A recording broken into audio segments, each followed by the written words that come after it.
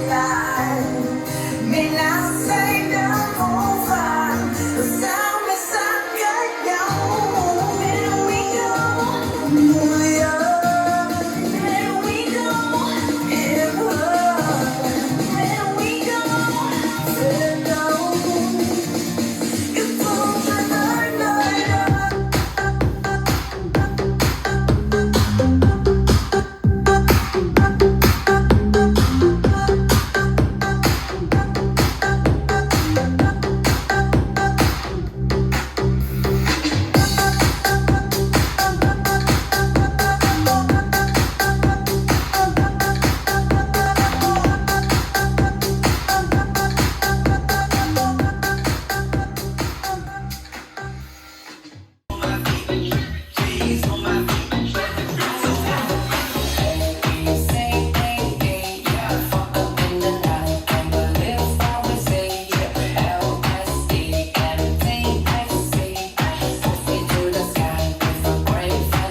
I get those goosebumps every time.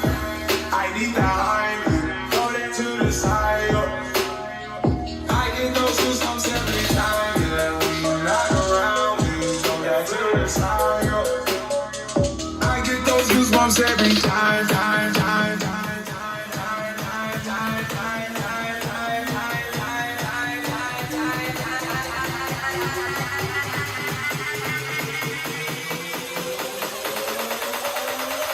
I get those goosebumps every time.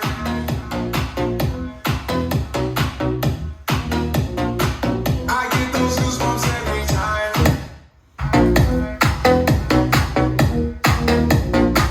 I get those goosebumps every time.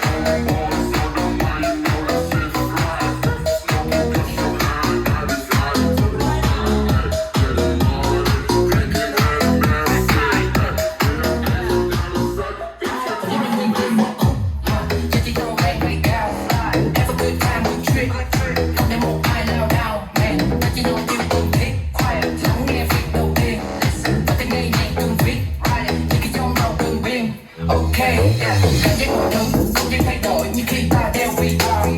Từ lúc chiều tối đến khi trời sáng chỉ tựa vài giờ trôi qua. Hành trình còn dài cùng những người bạn, chúng ta chinh phục office. Mặc lên bàn tán để chẳng đáng mang, vì khi nói chẳng cũng ra đi. Khi đam mê đang ra đi, tốt nhất nên để lại dấu ấn. Không muốn bỏ phí thuộc cây nào, đặc biệt cố gắng với bản thân. Đặt tất cả vào phía trước, đặt lại những cái vào phía sau.